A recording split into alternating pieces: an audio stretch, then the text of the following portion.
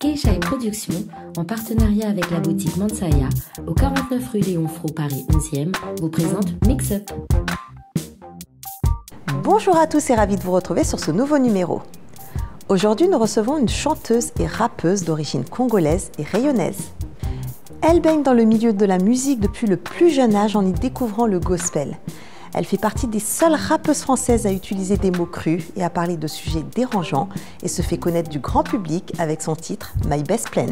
Y'a rien d'autre qui me tente. Pense à me faire de la monnaie toute l'année. J'ai pas le time. Excuse-moi, j'ai pas le time. J'ai pas le time. C'est vrai, j'ai pas le time. J'ai pas le time. Excuse-moi, j'ai pas le time. J'ai pas le time. C'est vrai, j'ai pas le time. J'ai pas le time pour toi. J'ai pas le temps pour toi, mec. Son nouvel album, Alexandra, est disponible sur toutes les plateformes de téléchargement légal. Notre invitée de la semaine est Lisa Monet.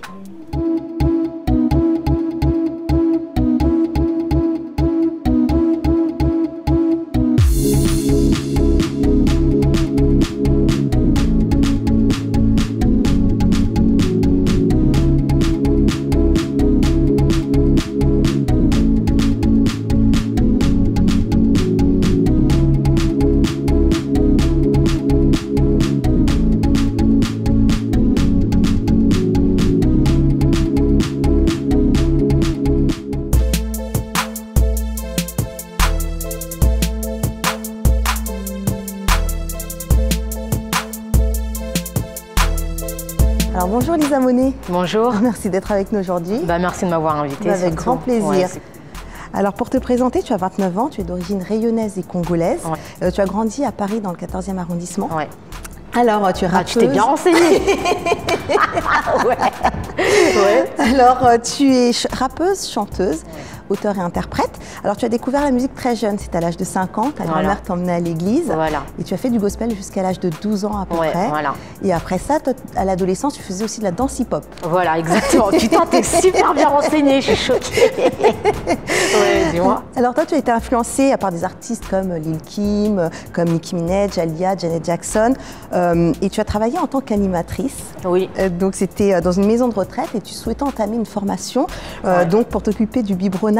Oui, voilà, aussi pour du biberonnage voilà, pour les nouveau-nés. Est-ce que tu peux nous raconter un petit peu ton cheminement? Après la maison de retraite, j'avais, franchement sans être méchante, j'avais l'impression d'être dans un cimetière. C'était dur? Ouais, franchement, c'était dur. Tous les jours, tu apprenais des morts, etc. Enfin, tu sais, c'est pas trop gai. Après, j'ai cherché des formations comme j'aime beaucoup les animaux. Pour travailler dans le biberonnage, voilà, en zoologie, et puis voilà. Et pourquoi tu n'as pas continué dans cette voie-là? Parce que franchement, c'est super difficile à trouver des bonnes formations. En plus, elles étaient super chères à l'époque. Je pense que maintenant, c'est encore le cas. Mais bon, voilà. Entre-temps, voilà, j'ai fait de l'esthétique, des trucs comme ça, mais franchement, c'était difficile aussi l'esthétique, tu vois. Donc, j'ai fait. Ça te plaisait pas ou C'est le milieu qui me plaisait pas en fait. À quel niveau? Beaucoup trop de femmes qui étaient méchantes entre elles, entre autres avec moi aussi. Et puis, du coup, j'ai fait, bon, vas-y, je vais juste prendre mon argent et puis après, vas-y, salut quoi. Et tu as reçu des attaques comme ça en tant qu'esthéticienne? Ouais, des attaques, du coup, qui me disaient, pourquoi tu manges autant, pourquoi t'es grosse, pourquoi machin, ouais, tu devrais faire un régime. Tu vois, des trucs comme ça, tu vois, qui voilà, à force. C'est pas grave, tant pis, tu vois. Eh ben, tu es là, Lisa Monet. Voilà. Alors, tu t'as toujours voulu chanter, mais tu ne savais pas comment t'y prendre au départ. Voilà. Donc, tu t'es lancée un petit peu par hasard. Ouais. Donc, tu as écrit tes premiers textes vers l'âge de 15-16 ans. Ouais. Et tu t'es fait connaître à travers ce que les médias ont qualifié d'un bad buzz. Voilà. C'était avec le titre My Best Plan. Ouais. Et grâce à cela, tu as aussi pu te faire connaître finalement. Donc, ouais, exact. Les gens ont pu peut-être connaître une autre facette de toi à travers d'autres morceaux, d'autres textes, etc. Exact. Ouais. Et est-ce que tu peux un peu nous en parler, parce que tu as dit que ça s'inspirait d'une histoire personnelle? Bon, maintenant ce mec-là, il est plus en France, tu vois. Maintenant, il fait ses trucs. Voilà, on est toujours en contact. On est restés de bons amis, mais sinon, oui, c'était une histoire vraie en fait. En gros, c'était un mec que je kiffais de ouf et tout. Et, On se voyait de temps en temps, mais c'était que plan cul. Et moi, en vrai, je voulais vraiment me poser avec, mais bon, tant pis. En plus, c'était beaucoup plus vieux, tu vois. Donc, oui. Voilà. Alors, donc on a parlé de Bad Buzz avec ce titre. Est-ce que tu as l'impression qu'il y a une forme d'hypocrisie ici en France quand on idolâtre des personnes comme Kim Kardashian, parce qu'elle avait fait une sextape, ou encore comme Cardi B, qui est une ancienne stripteaseuse?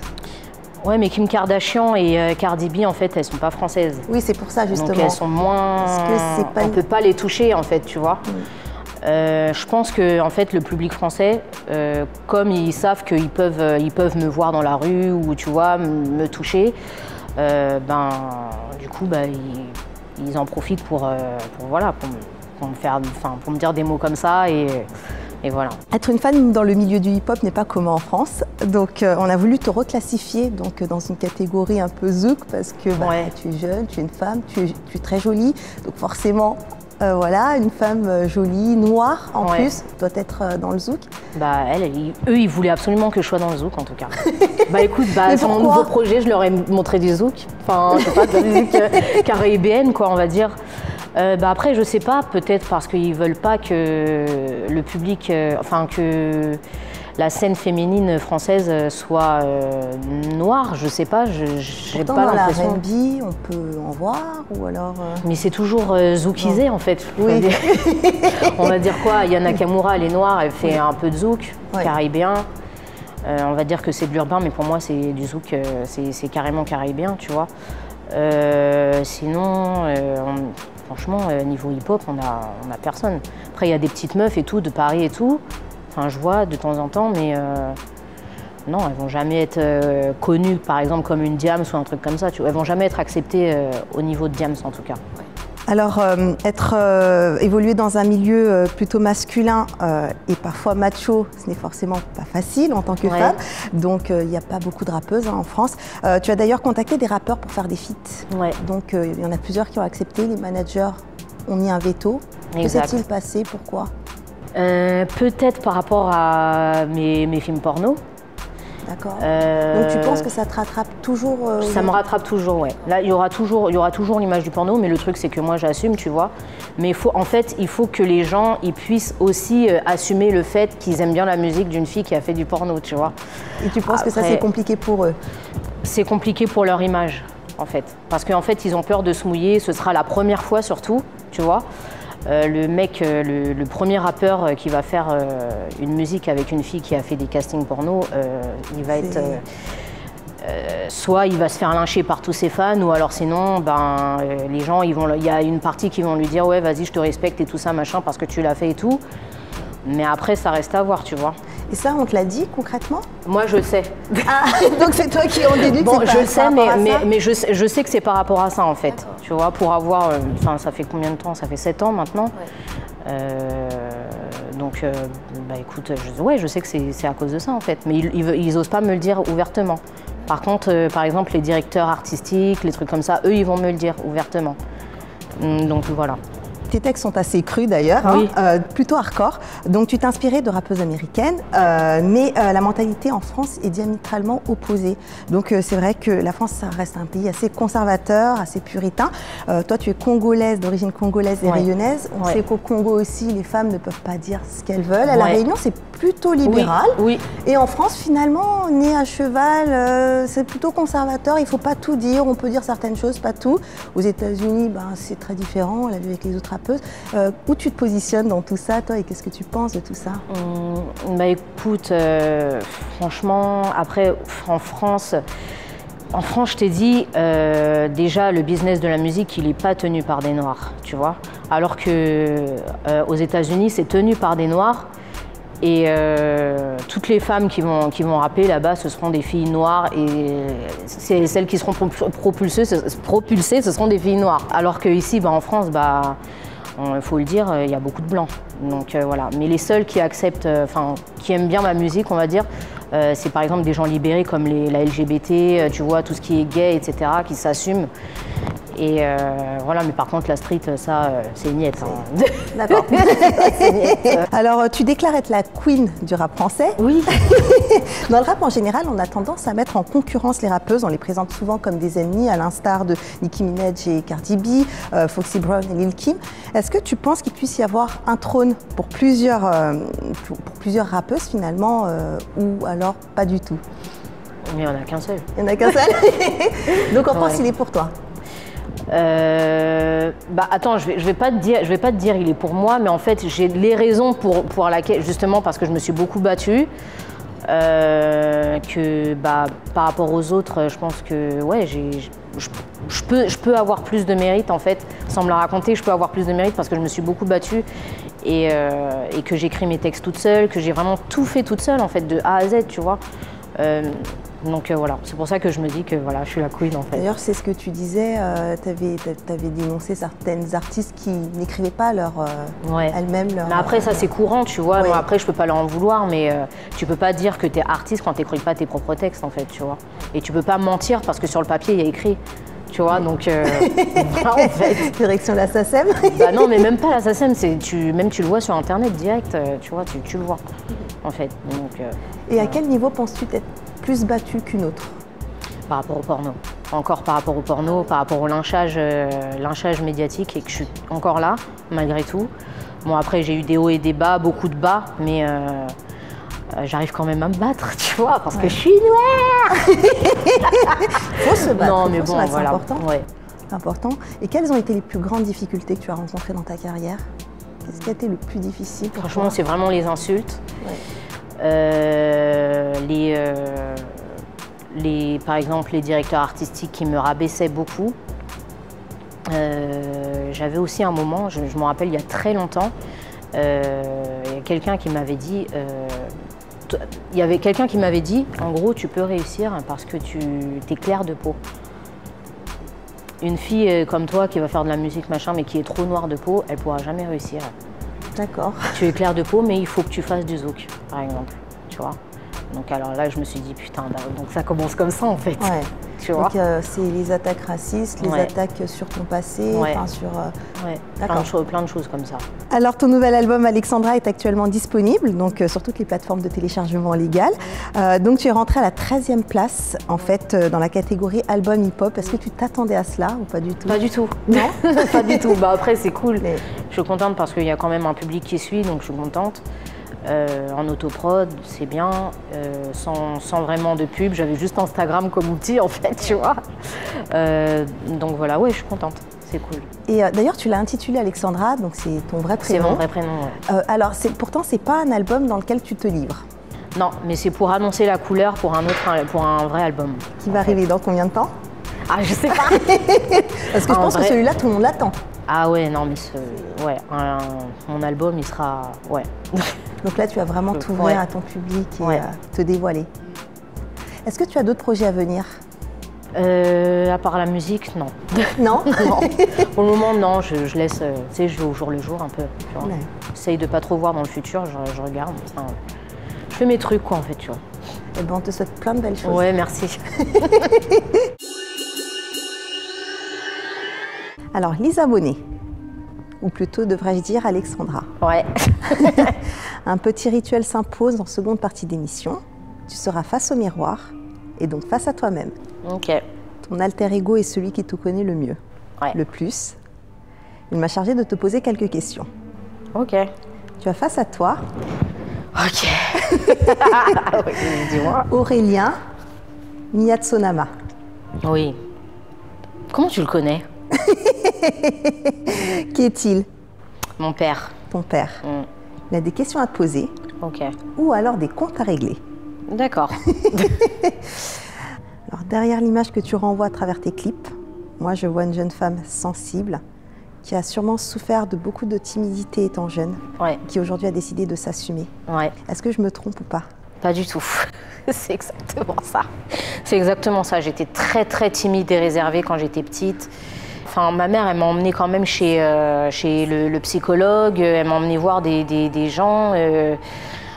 pour leur demander justement mais qu'est-ce qu'elle a ma fille, pourquoi elle est réservée comme ça, qu'est-ce qu'il y a, machin. Il n'y a que quand je chantais que tout allait bien en fait. Il n'y a que quand je chantais que tout allait bien. Voilà, par exemple à l'école ou des trucs comme ça, non c'est mort. J'étais tout le temps la seule petite au fond de la récré qui disait rien, qui regardait les gens et puis voilà. Et en plus de ça, il y a mon diabète qui s'est révélé à cet âge-là. Plein de choses, donc du coup, ouais. Mais maintenant, je suis contente d'être celle que je suis. Mais il y a des moments où quand même, cette timidité, elle revient parce que j'arrive pas à regarder les gens dans les yeux. Donc, voilà, c'est ça. J'arrive pas à regarder les gens dans les yeux et puis j'ai du mal aussi avec les gens qui portent des lunettes de soleil ou trucs comme ça. Parce que j'aime bien quand même regarder de mon coin de l'œil, j'aime bien regarder les gens, l'âme des gens en fait. Alors tu es la fille du chanteur connu sous le nom d'Orlus Mabélé. Ouais. Alors la musique chez vous est une histoire de famille. Oui. Quelle a été la réaction de ton père lorsque tu as décidé de te lancer dans la musique et de ta famille en général? Mon père,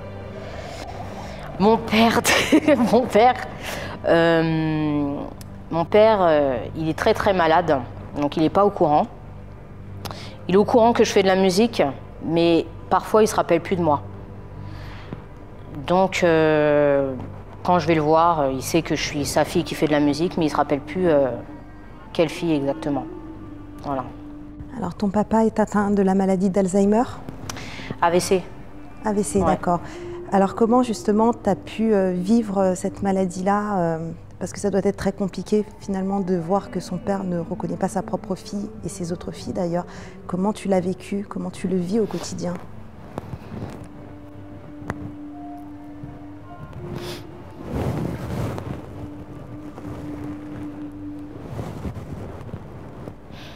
En fait, c'est dur de voir. C'est dur de voir la personne qui t'a tout légué en fait. Qui t'a tout légué artistiquement, ne plus te reconnaître.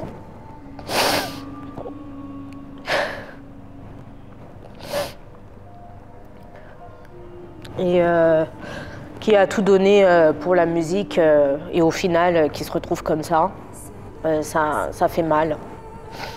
Donc voilà, c'est une manière de lui rendre hommage et voilà, c'est tout, je peux pas dire autre chose.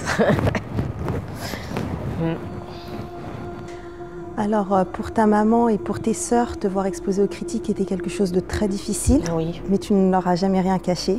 Jamais. Ouais. Et par contre, c'est à ton papa que tu cachais certaines Oui, choses. À un moment oui. donné, tu as dit arrête tes bêtises. Oui. Explique-nous. Oh, il m'a dit arrête tes bêtises, qu'est-ce que tu fais exactement ta musique, tu parles de sexe, etc. Pourquoi tu parles de sexe?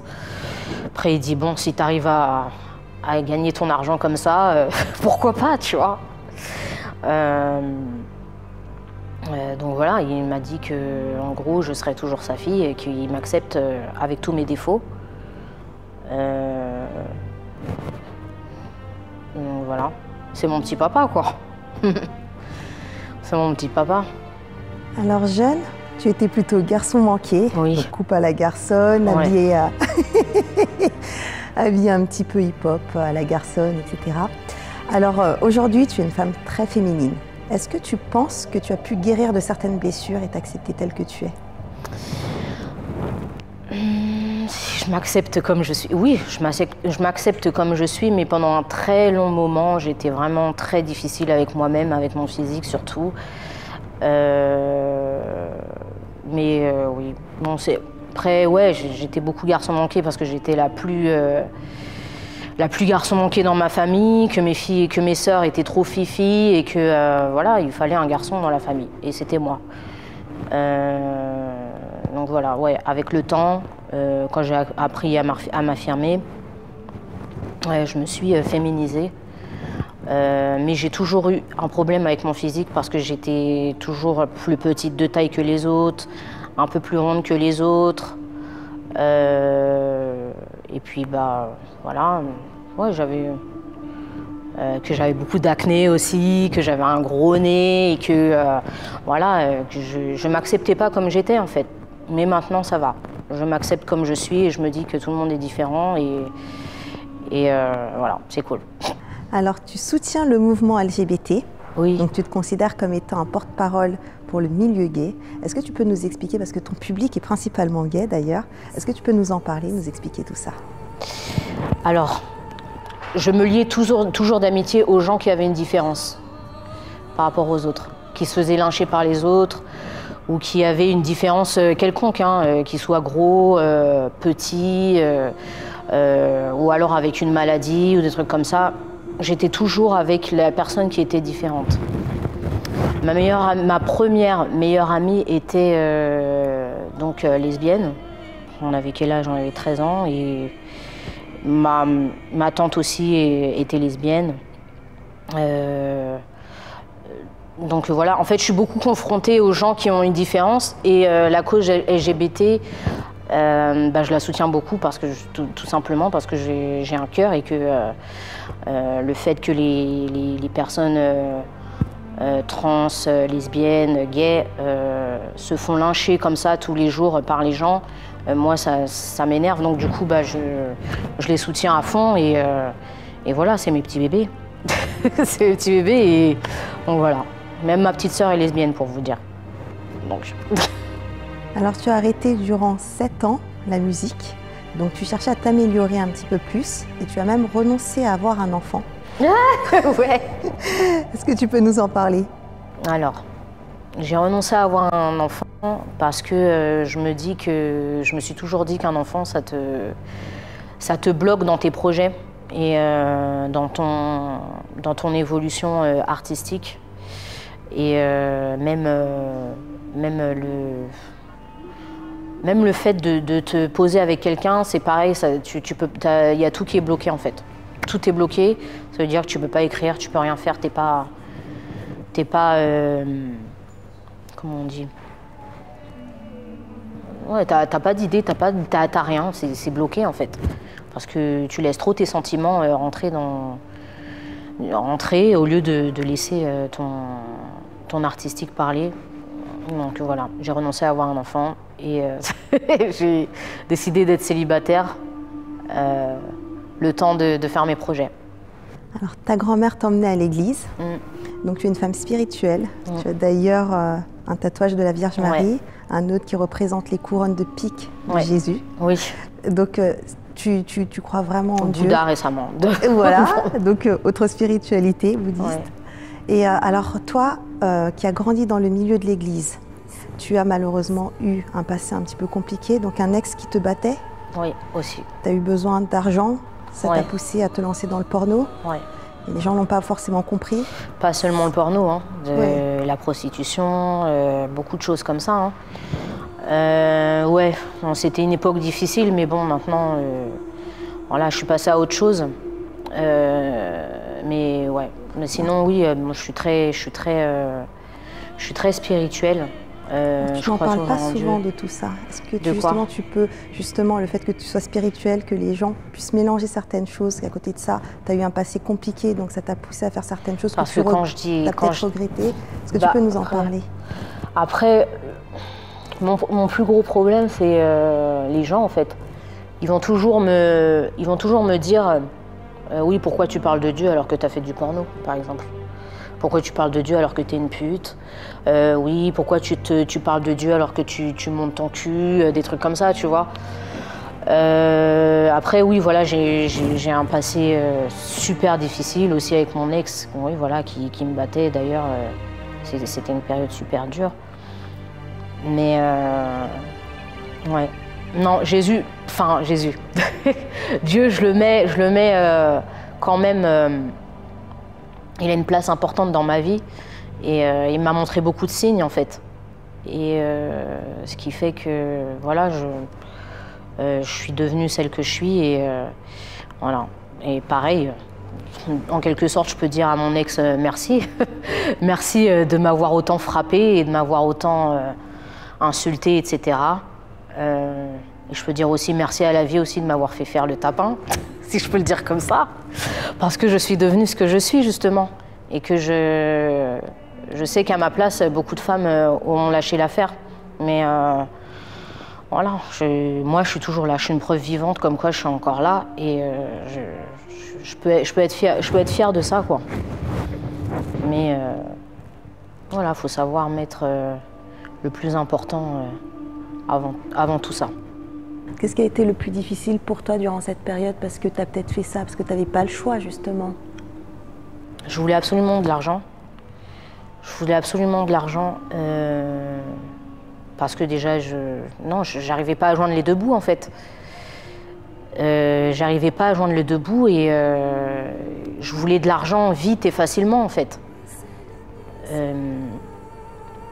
Donc voilà, ça j'en ai parlé à personne. Je sais pas pourquoi je t'en parle. Je me sens le besoin de t'en parler, en fait.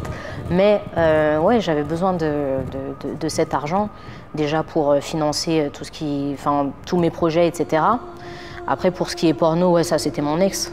Donc voilà, même lui, il avait besoin d'argent, donc voilà, je lui passais, tu vois, parce que je l'aimais et que voilà, j'étais jeune et que je faisais que de la merde, quoi. Mais ensuite, ouais, j'ai continué à faire de la prostitution parce que j'avais besoin de payer tout ce qui était artistique, je devais le payer. Et tout ce que j'ai fait, c'était par rapport à l'artistique, uniquement par rapport à l'artistique, en fait. Et voilà. Bon, je vous dis, bah, maintenant j'ai décroché depuis. Bon, c'est récent, mais je l'ai quand même décroché. Mais en fait, je me suis toujours dit qu'il fallait que je vais continuer, j'en ai rien à foutre. Quand je faisais la prostitution, je me suis dit vas-y, je vais quand même continuer parce que j'ai personne, j'ai pas de mec, j'ai rien, j'ai pas d'enfant. Qui est-ce qui va me reprocher de faire ça, en fait? Qui est-ce qui va me reprocher de faire ça? Donc du coup, j'en ai fait, j'ai fait beaucoup de rencontres de femmes exceptionnelles qui souffraient autant que moi. Qui sont très intelligentes voilà. Mais j'assume complètement, Je regretterai jamais cette période de ma vie, jamais. Alors pour qu'un homme puisse te plaire, ouais. Il faut qu'il soit métis, beau, musclé. C'est plus le cas, hein, j'ai grandi quand même. Ça y est quand même. Ouais. Et qu'il puisse aussi avoir une situation stable. Oui. Donc quelqu'un quand même d'assez posé, une situation très stable. Est-ce que tu as connu le grand amour? J'ai connu le grand amour, mais il n'a pas de situation stable. Et entre-temps, il a fait un enfant, donc moi je ne peux pas. Je n'assumerai pas qu'un homme qui se mette avec moi ait déjà un enfant. C'est quelque chose que j'ai toujours... je me suis toujours dit, en fait. Parce que moi, ce que je veux, c'est que l'homme y vive la naissance de son enfant, ce soit la première chose qu'il vit avec moi, en fait, et pas avec une autre. Et ça, le fait qu'il ait vécu avec une autre, je lui pardonnerai jamais. Alors, tu recherches un homme fidèle. Oui. Est-ce que tu l'as toujours été? Non. Non, j'ai trompé. J'ai trompé parce que je savais qu'il trompait. Voilà. C'était une vengeance? Ouais, une sorte de vengeance et en même temps, ça servait à rien, quoi. Ça servait à rien parce que je me dis que le mec, en fait, il servait à rien, donc en fait, non. La vengeance, ça sert à rien. Le mieux, c'est de rien dire et de se barrer. C'est tout. Alors, Lisa Monet, tu es une artiste à part entière. Donc les gens ne sont pas toujours tendres avec toi sur les réseaux sociaux, etc. Les gens te donnent encore cette image dont on parlait tout à l'heure. Qu'est-ce que tu aimerais leur dire aujourd'hui pour qu'ils arrêtent d'être dans le jugement et qu'ils puissent te voir tel que tu es? Moi, ce que j'aimerais avant tout, c'est qu'ils voient le travail artistique que j'ai accompli, que je peux accomplir. Puis aussi une fanatique de musique, en fait, tout simplement, et que j'ai pas seulement cette image d'ancienne actrice porno, parce que je ne suis pas ancienne actrice porno. J'étais juste une fille perdue qui avait besoin d'argent, qui était amoureuse de quelqu'un, qui la battait, et voilà, qu'elle avait besoin pour garder cet homme de faire des castings porno. Mais j'étais pas une vraie actrice porno. Donc quand moi on me dit actrice porno, voilà, moi je reprends toujours les gens, je leur dis je suis une artiste et voilà, c'est comme ça, tu vois. Alors, tu es très douce. Douce? Douce. Ouais. Mais tu as été aussi très bagarreuse dans le passé. Ouais. Donc, quelques petits déboires judiciaires. Ouais. Est-ce que tu as des regrets ou des remords par rapport à tout ça? Bah, j'ai quand même été en foyer par rapport à ça. Hein. J'ai été placée en foyer, j'ai quand même fait un truc de ouf quand même à une meuf que j'avais poussée dans les escaliers alors qu'elle était enceinte, elle a perdu son bébé. Donc en fait, je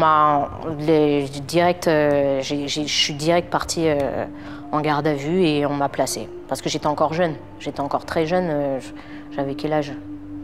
Entre 15 et 16 ans, ouais, entre 15 et 16 ans, on m'a placée. Et donc du coup, on ne pouvait pas me mettre en prison. Du coup, on m'a mis dans un foyer fermé et voilà. Mais je me souviens aussi que les filles étaient vraiment pas tendres avec moi. Hein. Et ça, tout ça pour des garçons en plus.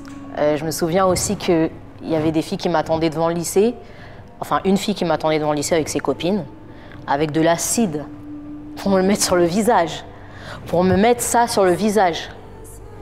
Les filles, des fois, elles m'attendaient en bas de chez moi, en me disant « Ouais, vas-y Alexandra, descends, on va te niquer ta race et tout ça, machin, nan, nan. » Moi, des fois, je descendais pas parce que je me suis dit « Putain, mais qu'est-ce qu'elles vont me faire ?» Des fois, elles ramenaient des couteaux, des trucs comme ça. Juste pour des mecs de merde en plus, des mecs de mon quartier, tu vois. Donc c'est ça qui a fait que j'étais très très bagarreuse. J'étais obligée de me défendre en fait. J'étais obligée de me défendre. Alors Alexandra, alors moi j'adore ta voix. Et comme j'adore aussi le gospel et que tu as chanté du gospel, est-ce que tu accepterais de nous interpréter peut-être 30 secondes à 1 minute d'un titre de gospel qui te tient à cœur et qui te touche particulièrement? Je peux te chanter du Lauryn Hill, si tu veux. Oui, si tu veux, ouais. Avec plaisir. Un petit morceau. Ce qui te fait plaisir, vraiment ce qui te fait plaisir. Okay. Je te laisse voilà, le libre choix. Okay.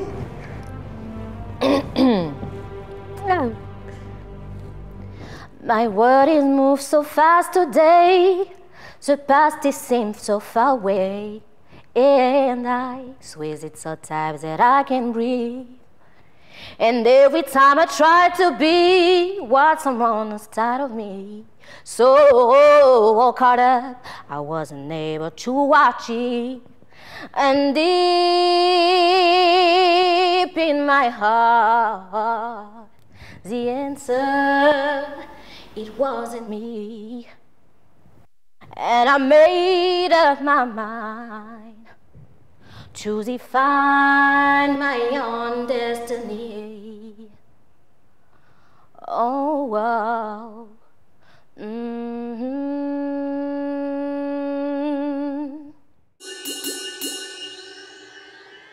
Alors Lisa Monet, l'émission touche maintenant à sa fin. Ouais. Mais avant ça, sache que l'invité de l'émission précédente a décidé de te poser une question ou alors de t'imposer un gage. Ok. Ta mission sera d'y répondre ou de l'accomplir. Regarde, ça se passe par ici. Le prochain invité, ton gage, tu prends une cuillère à soupe de miel. Non, pas soupe, café. Tu prends une cuillère à café, non, de miel. Et tu mets une goutte d'origan et une goutte d'huile essentielle d'origan, huile essentielle de Ravinsara. Et tu manges ça comme ça. Mais c'est très bon pour la santé. C'est bon pour la santé. Pour la voix, c'est parfait. Je te laisse découvrir le reste. Voilà. Donc, j'en peux plus, putain. On a du miel. Voilà. Ok. On a la petite cuillère. On va déposer le plastique. Je vais te mettre une cuillère de miel. T'en prends souvent du miel ou pas? Ouais, j'en prends. Ouais. Alors, le Ravinsara, tu connais le goût ou pas? Jamais.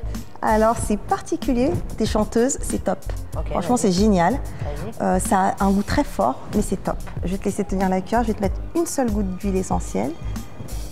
Comme je n'ai pas d'origan, il y a de la menthe poivrée ou alors de l'huile de sarraud. On n'a pas trouvé d'origan. Donc, tu choisis ce que tu veux en plus comme huile essentielle, menthe poivrée ou sarraud. Ça, c'est malgache aussi. Ça, malgache. Ça, c'est fort, hein, je préviens. Hein. C'est un goût particulier aussi. Pas hein. grave. C'est pas grave. T'es vaillante. Hein. Alors, une goutte. Hop, c'est bon. Elle relève le défi.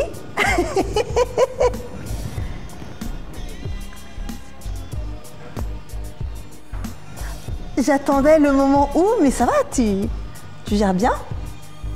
Ah bah non, ça va. Ça va, tu gères bien? Ouais. Eh ben bravo, défi relevé. Yes, Naïs. Défi relevé au calme. Non, franchement, ça va, on dirait. Ça va, ça? Ouais. Ouais. Eh bien, écoute, je te la conseille, cette huile essentielle, elle est géniale. Vraiment, Ok. dès que tu es un petit peu malade, dès que voilà, c'est super bien, Ravine Sarah. En tout cas, merci Lisa Monet De d'avoir rien. été avec nous. Je te fais un bisou. Ouais, merci à toi.